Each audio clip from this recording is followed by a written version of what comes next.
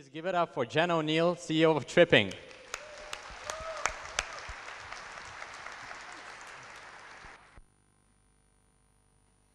All right. Can everyone hear me? Yes? All right, good. Hi, I'm Jen O'Neill, the founder of Tripping, and it's a real pleasure to be here with all of you today in Lithuania. So today, because the whole theme of the conference is unleashing potential, I thought what I would talk about is unleashing your potential. So I think from the show of hands earlier, most of you are students, if I'm not mistaken. So I thought, as you're about to embark on your new adventures into your careers and whatnot, maybe into startups, this might be a good talk for you. So I'm going to give you a little bit of background about myself, and then we can talk about kind of steps that you can take to achieve your potential. I don't know if you can see that, but when I was 16, I came across this ad in a magazine, and it says, "Do what you love, the rest comes." And I think Tim actually mentioned that before, that when you do follow your passions, opportunities arise in ways that you can only imagine. And I saw this, and I cut it out of the magazine, and I put it above my desk, and I looked at it every day. And, oh, I don't know what that is, but it sounds nice. And so what it did is it made me really think, like, what do I love, and what passion did I want to follow? And both of my parents were entrepreneurs, so I kind of grew up thinking that everyone just naturally started companies. And so I thought, okay, well, that must be what I'm meant to do. So I put that in the back of my head, and a couple years later, the dot-com boom hit. And this is kind of a cheesy photo from the time. It was about 2000, and I was still a student in school. And I thought this was the perfect opportunity to jump into a startup and see what it was all about. So I joined a small company at the time. It was called StubHub. It was an online ticket marketplace. And I started doing marketing for them. And I had no experience with marketing. And the reason I bring that up is because as you kind of launch into your careers, it's okay if you don't have experience with something, because you will learn on the job. And so when I started at StubHub, I had no marketing experience. 7 years later, I was running the marketing team. We had 30 people on it. We were doing hundreds of million in revenue, and we eventually sold to eBay for about 300 mil. So it worked out. It was not a bad experience. And what I did is, from there, I moved on, and I worked at startups abroad. So I took a jump, and I worked at one in Costa Rica and then some in Europe before starting my own. So this is Tripping, and Tim also mentioned a site called Airbnb. We're like a kayak for Airbnb, so we are a meta search platform for home rentals. So you can go anywhere in the world and find unique places to stay. So when we first launched Tripping, we needed a social media intern. And so we put a job on Craigslist, and within the first week, I had about 200 applications for the job. And it was crazy to go through all of those. We found someone right off the bat. But as I was looking through all the cover letters, I mean, some of these candidates had written these beautiful letters about how much they loved to travel and how inspired they were by Tripping and whatnot. And I just hated the idea of deleting all these emails and never, ever seeing those candidates again. So we invented something called the social media board. Totally made up. As far as I know, no one else had done anything like this. But what we did is we structured it like a board of directors or an advisory board. And we invited 40 of the applicants, 40 of the best applicants, to go for a seat on the board. This was the deal. They had 3 weeks to do anything they could using social media to drive traffic to Tripping. And if they did it, they won a seat on the board. So it actually worked out way better than we ever imagined. We had a huge traffic spike. It was obvious they really wanted seats. And a couple weeks later, we actually had a board of interns. And they were really passionate and really excited to get started. I think I have a picture. Yeah, so that's some of them jumping in the early days. And the thing that really struck us is that they were not only dedicated and excited about what we were building, but they were willing to put in the time and the hours to help us out. And that made me realize that we had an obligation to take them seriously as well. So even though they were students or they were recent grads, we recognized that it was our opportunity, it was a chance for us to really help them find what they wanted to do, identify their passions, and then teach them how to go after them. So what we did is we wanted to put together a plan or a program for each of the 10 members of the board. And how many of you are students right now? Okay, and how many of you are in technology or business? Okay, great. And so I was not tech and I was not business. I was an English major or a literature major. And so just for those of you who are studying things that are not tech or business related, that's totally fine. It can be applied to business. And this is a perfect example.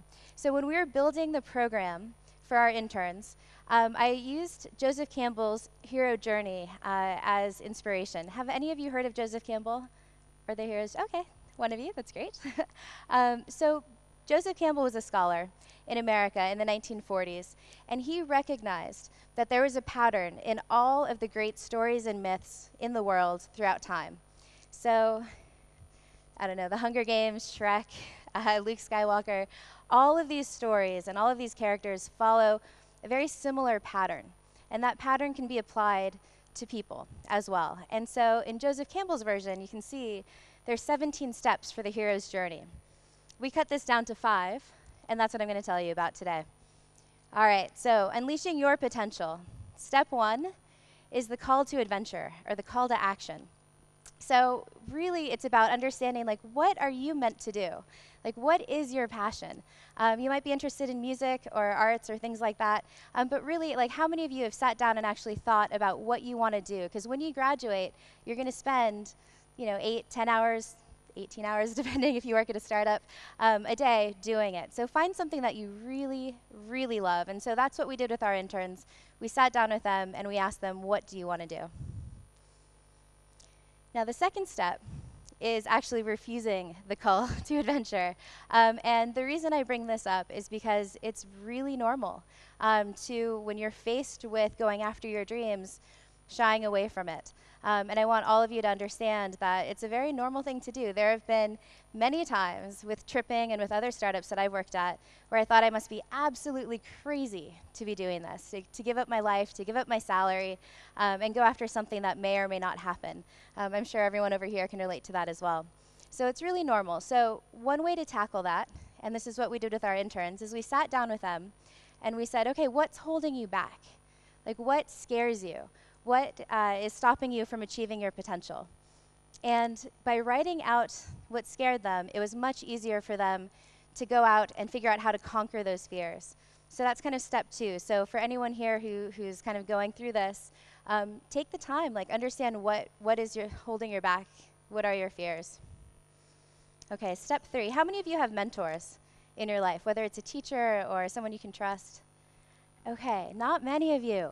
Find mentors, like, go out, find people who will help you. I'd say that's probably, out of all of this, one of the most important things you could do.